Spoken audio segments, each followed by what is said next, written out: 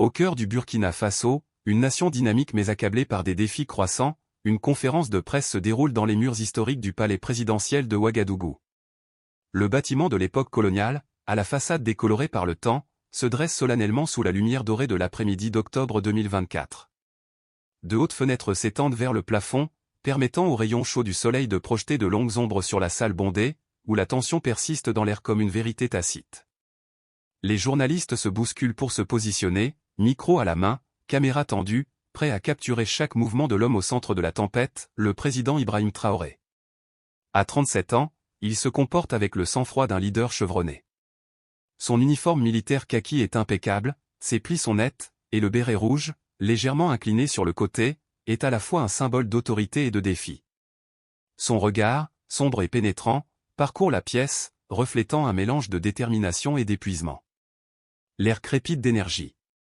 Le cliquetis rythmé des stylos contre les cahiers, les doux murmures des journalistes échangeant des notes et les éclats sporadiques des flashs des appareils photo remplissent l'espace.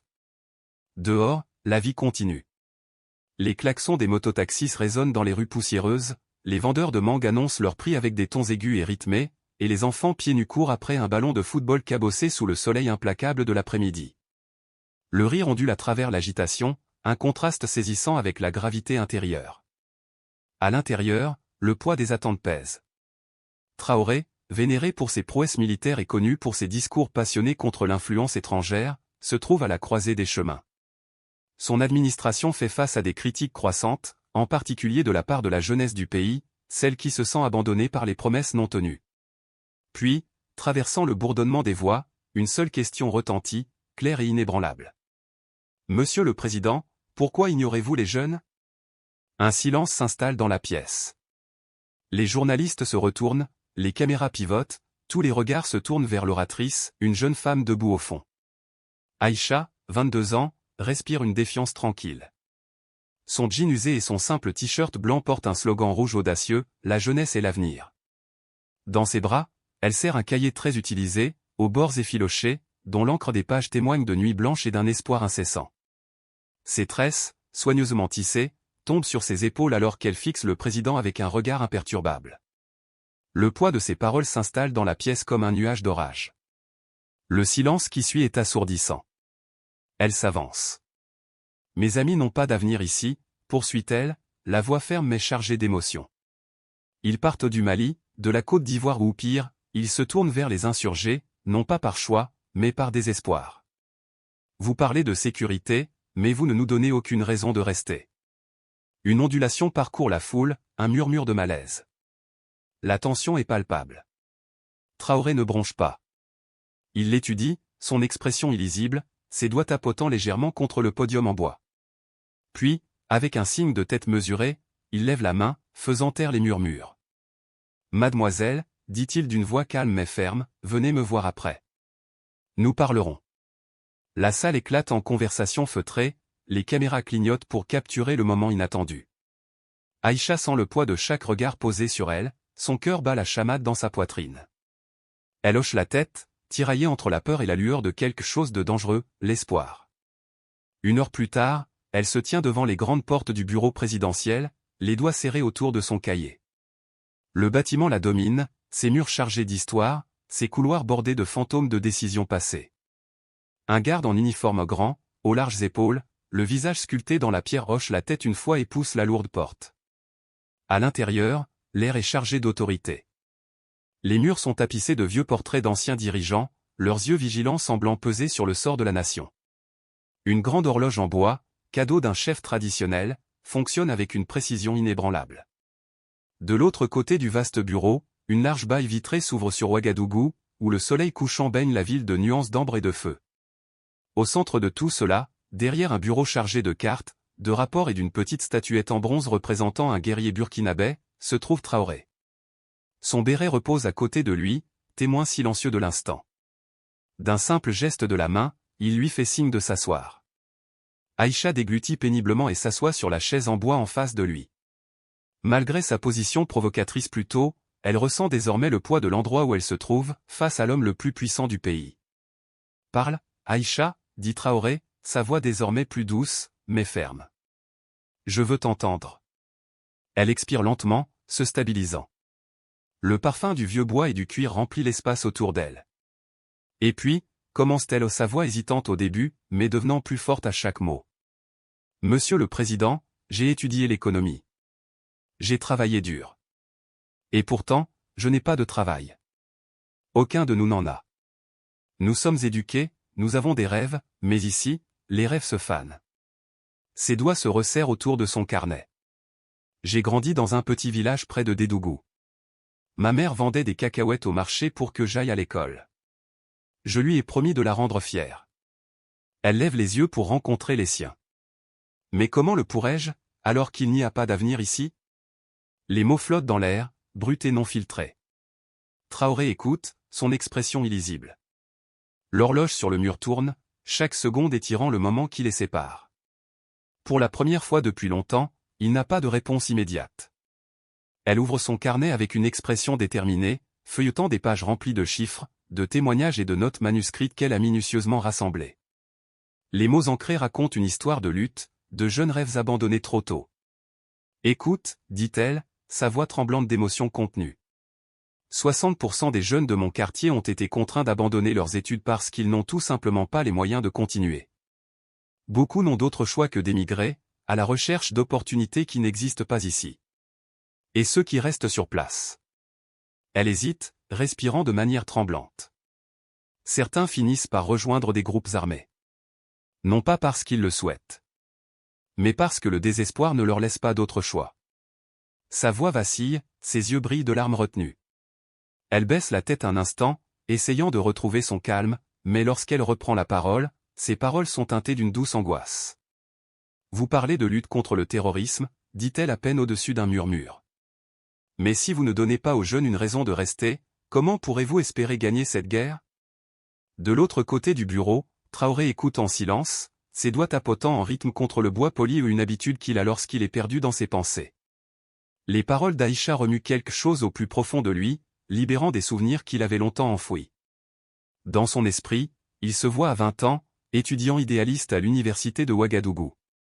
Il avait été profondément impliqué dans les mouvements étudiants, organisant des manifestations, exigeant de meilleures bourses et des conditions plus équitables. Il se souvient de longues nuits passées à l'ombre d'un manguier, à débattre avec ses camarades, à rêver d'un avenir où chaque jeune du Burkina Faso aurait une réelle chance de réussir. Mais ensuite les souvenirs changent.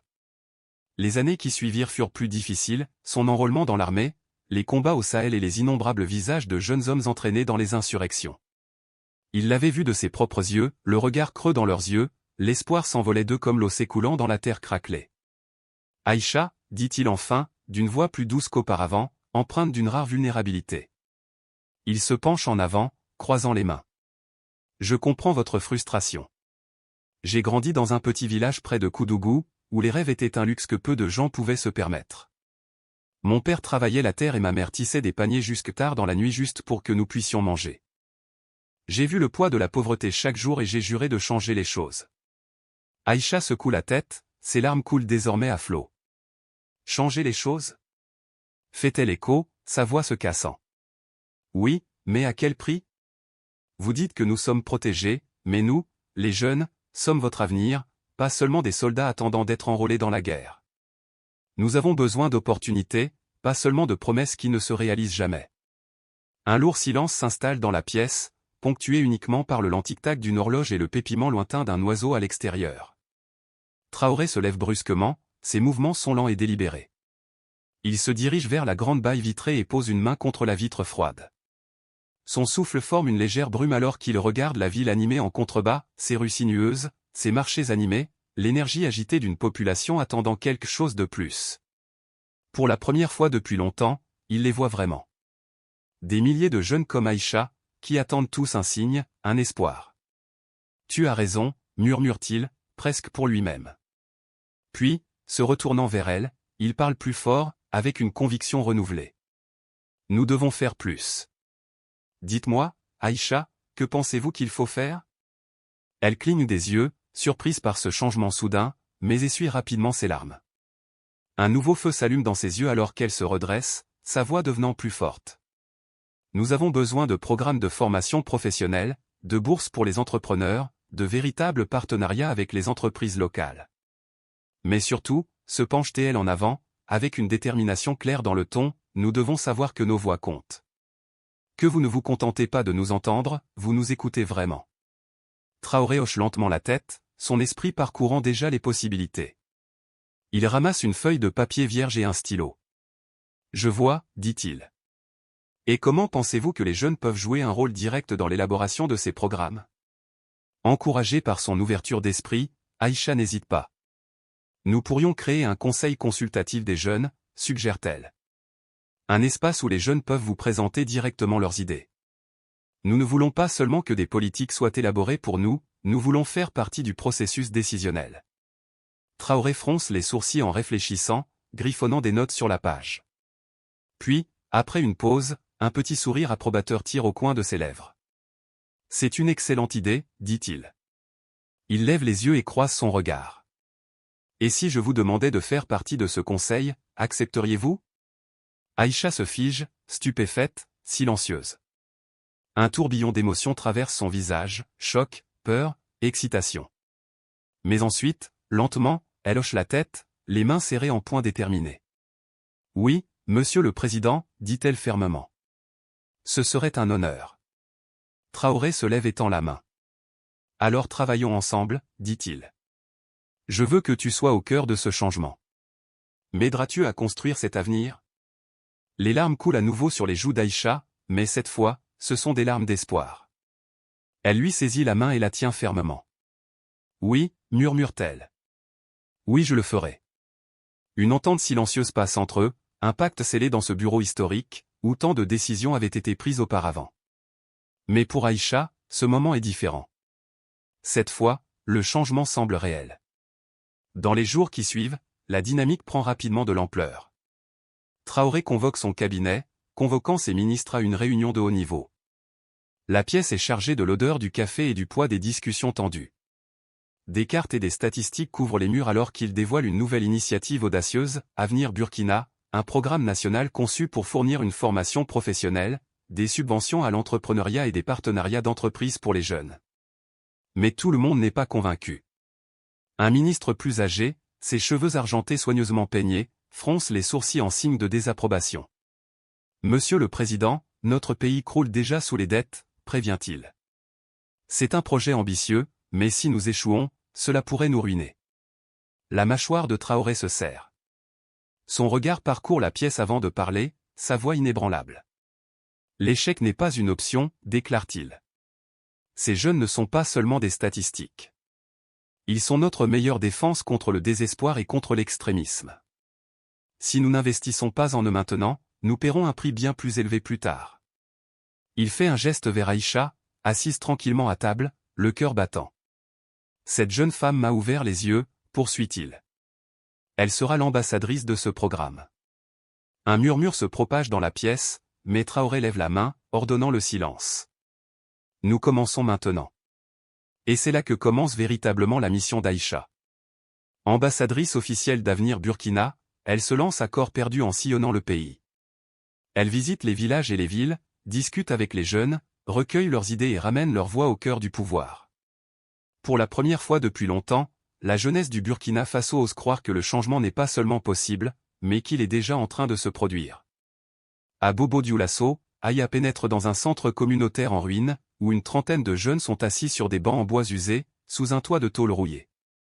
L'air est épais, chargé d'odeurs de terre sèche et de mangue mûre entassées dans un coin poussiéreux. Une attente feutrée persiste pendant qu'ils attendent, leurs yeux scintillant d'un mélange de curiosité et de scepticisme. Parmi eux, Samba, un jeune de 19 ans aux bras croisés et à l'air réservé, prend enfin la parole, la voix teintée de doute. Comment savons-nous que cela fonctionnera? Nous avons déjà entendu des promesses et rien ne change jamais. Aya s'abaisse sur le banc à côté de lui, posant délicatement son cahier sur ses genoux.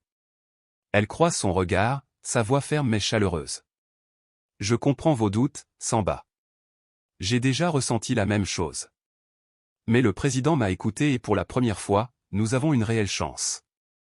Donnez-nous l'opportunité de prouver que le changement est possible. Elle commence à raconter son histoire, comment elle a grandi dans un petit village près de Dédougou, où sa mère vendait des cacahuètes au marché juste pour payer ses frais de scolarité. Elle parle des moments qu'elle a failli abandonner, des rêves qu'elle pensait autrefois trop lointains à réaliser. Son honnêteté les touche. Peu à peu, la pièce s'anime d'une nouvelle énergie.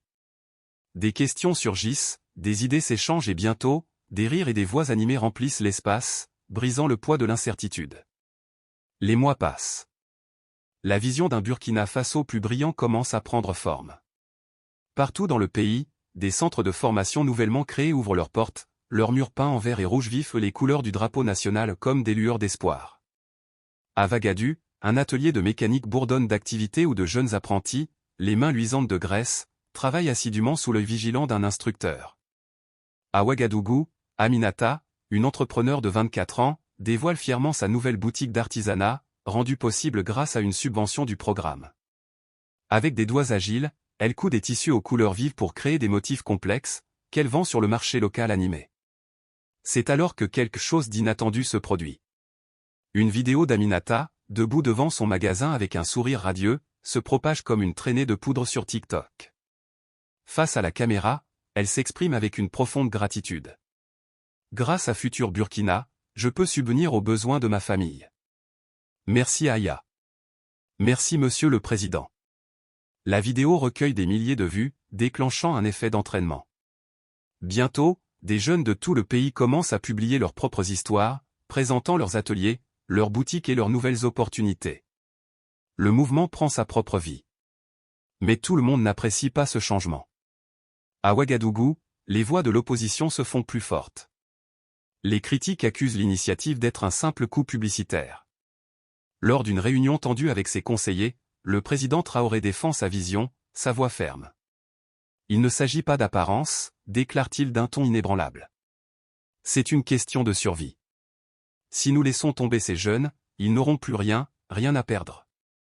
Il désigne un rapport détaillant les premiers résultats tangibles, 500 jeunes formés en seulement 3 mois, 50 nouvelles entreprises lancées et une baisse notable de l'immigration en provenance des régions en difficulté. Nous faisons des progrès, affirme-t-il. Ses conseillers acquiescent, certains à contre-cœur, murmurant entre eux. Pendant ce temps, Aya continue son travail, mais elle aussi fait face à des défis d'un autre genre.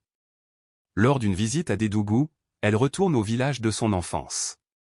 Sous l'ombre réconfortante d'un manguier, elle partage un repas simple avec sa mère, Fatimata, du riz arrosé de sauce aux cacahuètes, l'arôme familier porteur de souvenirs de la maison. Les yeux fatigués mais fiers de Fatimata étudient sa fille qui tend la main, ses mains calleuses effleurant la joue d'Aya. « Je suis fière de toi », murmure-t-elle. « Mais fais attention, mon enfant. Le pouvoir attire les ennemis. » Aya hoche la tête, le poids de ses mots prenant conscience. Les rumeurs tourbillonnent, certains la qualifient de marionnette de Traoré, tandis que d'autres lui envoient des menaces sur les réseaux sociaux. Mais elle refuse de se laisser intimider. « Je fais ça pour nous, maman », murmure-t-elle, le regard fixé sur l'horizon, où le soleil couchant colore le ciel de nuances d'or et de feu. Vient ensuite le tournant. 6 mois après cette première conversation au centre communautaire, une grande cérémonie a lieu à Bobo-Dioulasso. Une foule massive se rassemble sur la place centrale, les drapeaux verts et rouges ondulants dans la brise chaude. Les enfants se faufilent dans la foule, leur rire se mêlant au chant rythmé des griots perchés sur une plateforme de fortune, leur voix résonnant dans l'air comme d'anciens tambours. Le président Traoré s'avance, vêtu d'une tunique blanche traditionnelle, symbole de renouveau. Il prend le micro et sa voix grave traverse la place. « Peuple du Burkina Faso », commence-t-il, ses mots résonnant avec le poids de l'histoire et de l'espoir. Aujourd'hui, nous célébrons notre jeunesse, notre avenir. Aya m'a ouvert les yeux et ensemble, nous avons commencé à reconstruire l'avenir du Burkina. Mais ce n'est pas la fin. Ce n'est que le début. Nous continuerons d'écouter. De construire. De rêver. La foule éclate de joie. Les mains se lèvent vers le ciel. Les larmes brillent sur les visages qui ont trop enduré mais qui n'ont jamais perdu espoir. Aya s'avance, le cœur battant. Elle prend le micro, la voix chargée d'émotion. « Merci, Monsieur le Président », dit-elle, ses mots presque perdus dans la houle de ses sentiments. « Vous avez écouté, et maintenant nous croyons en vous. À tous les jeunes qui sont ici aujourd'hui, je dis, n'abandonnez jamais. Nous sommes l'avenir. Et ensemble, nous pouvons tout changer. » La réponse est assourdissante. La foule scande son nom. Des banderoles s'élèvent au-dessus de leur tête, portant des messages audacieux, Aya, Our Voice. Avenir Burkina, Europe. Alors que Traoré regarde la mer de visage, il se penche vers Aya et murmure, ce n'est que le début. Ensemble, nous pouvons façonner notre destin. Elle croise son regard et hoche la tête, la confiance brillant dans ses yeux. La caméra recule, capturant la mer de drapeaux burkinabés agités, emblème puissant d'une nation en plein essor. Mais l'histoire est loin d'être terminée. Quelques jours plus tard, dans la pénombre du bureau présidentiel, Aya et Traoré se retrouvent. La pièce est calme, la lumière dorée du crépuscule projetant de longues ombres sur les murs bordés de portraits encadrés. Cette fois, Aya n'hésite plus. D'une voix calme mais pressante, elle pose la question qui la trotte dans la tête depuis des mois. Monsieur le Président, qu'est-ce qui vous a donné le courage de changer, d'écouter,